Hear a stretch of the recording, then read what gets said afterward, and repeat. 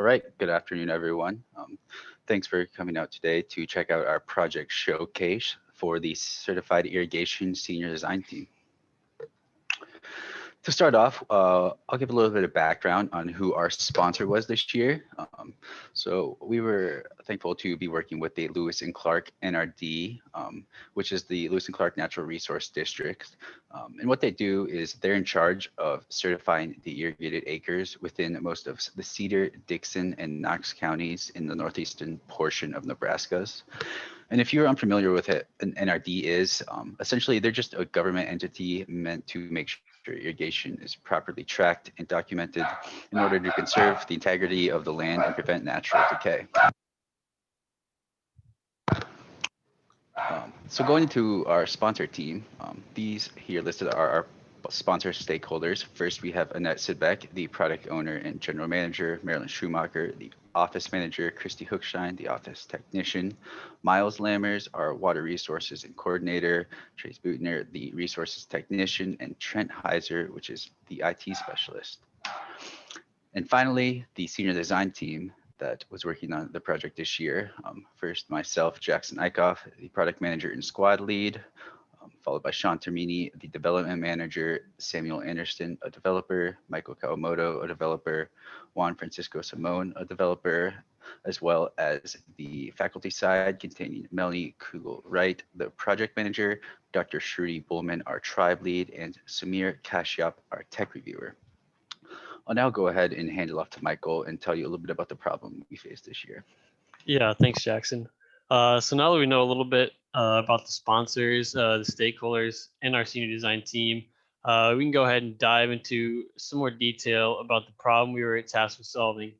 So basically, Lewis and Clark Natural Resources District needs a web application to handle the acre certification process from beginning to end. And in a nutshell, the certification process basically involves LCNRD communicating with the landowners through various different certification letters to pretty much just make sure all the information is correct and up to date. This means that our web application had to encompass each and every process that contributed to certifying an irrigated acre. Our application achieved this through a few various required components, along with the necessary front-end interface. We also needed a GIS component in order to view all necessary information in an easy to understand map format. And a backend database as well was required to go ahead and hold all the information as well as any changes made to such information. Now that we have a little bit of description on the problem, we can go into more detail about our solution and how we solve this. So here you can see an architecture diagram of the solution. This basically just illustrates all of the components and how they kind of interact with each other. So we use SQL as our backend database to go ahead and store all the required information. And we had a Python script written to import the information into the database. And then we also decided on React.js and Feathers.js. We use those to create the front end of our web application that interacted with the SQL database and allowed for viewing and editing of information in the database. And then ArcGIS was used to create a map that is then integrated into our web application. And so with that said, I'll pass it to Sean to give a little bit more specific details on the solution. All right, thanks, Mike. Like you said, I'm just going to go ahead and step through each portion of this web application and kind of go into a little bit of detail about what they're all there for and how they all function. So first and foremost here, we just have the landing page. After you sign in, it basically just shows your pretty picture and says, good afternoon, good morning, whatever time it is to your name that you've logged in with. So moving on to our irrigated acres page. Here, there's a table that basically has all of the information for all of the irrigated acres within LCNRD's jurisdiction. There's a lot of different filtering options on the columns and rows, and this is just a nice overview of all of the information. Once you want to go into more detail for one of these parcels, or if you wish to edit it, you can go ahead and click on any one of these rows, and it'll lead you to the next page here. and show you the detailed information for that parcel. This page can scroll quite a ways and has a lot of different information about the parcel, including a GIS map that will automatically zoom in to the correct parcel and show a little pop-up with the information on it. Additionally, what you can do from this page is all the way at the bottom, we have two different buttons to generate the initial and certification, or initial and final certification letters. So moving on to the next slide, those are shown briefly here. These are both multi-page PDFs, but they will automatically fill with all of the relevant information from that individual parcel. And then obviously, if anything seems incorrect or just needs to be added or changed, they can be done so manually. But anything that can be currently is being automatically filled into these PDFs. Moving on, the next sort of tab along the top of our application here is wells. This table shows all wells that are currently being used for irrigation purposes within and just outside of the LCNRD boundary. We did have a little bit of trouble with the wells that are technically not within the LCNRD boundary, but are irrigating parcels that are within, but we now have the proper shapefiles with all of the wells, including those not technically within the boundary. But this page is just similar to the irrigated acres page in that it just gives a general overview for all wells in the area. And if you were to go ahead and click on one of these, that would lead you to the next picture here, which is going to be another GIS implementation. Well, the same map, just zoomed into a well this time. That will automatically show where the well is, the registration number, and down below it will give a detailed description of all parts of the well, as opposed to the table before that just gives a brief snippet. Lastly, along the top navigation bar there, we have the ArcGIS application. This is if you just want to poke around with the ArcGIS map rather than initially zooming to a particular parcel or well.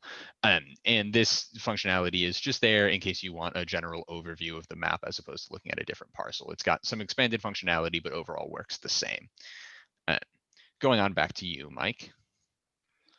Yeah, thanks, Sean. So with all that said, now we've described the problem and our solution built, we cover some of the values and the highlights that we took from this experience. The first of those being that having a solid shared understanding of project requirements between the sponsor and the development team early on in the project is incredibly valuable. Communication is huge. So, you have to be able to talk with your sponsors and try to work out clearly defined requirements as best you can, because that's what allows you to deliver a product that satisfies and makes your stakeholders happy.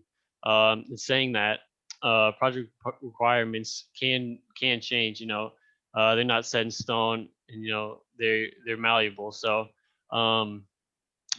being able to respond to changes in project requirements and kind of adapt on the fly is something that we learned that it can really make or break a project.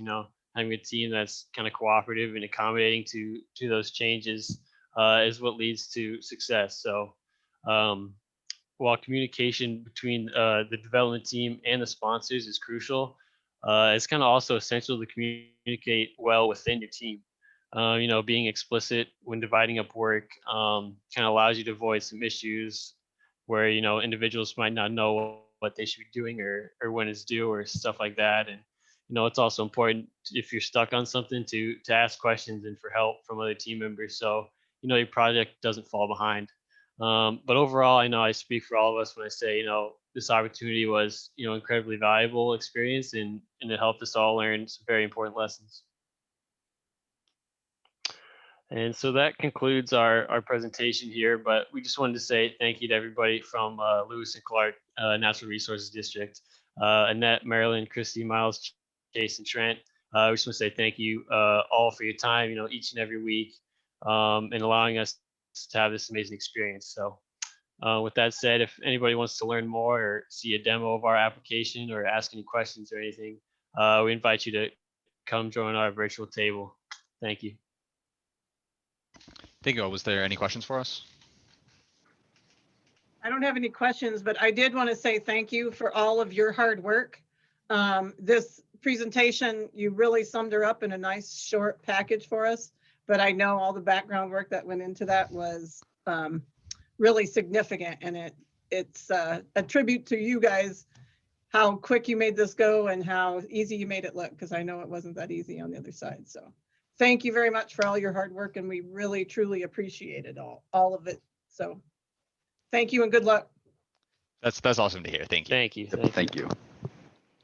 Yep.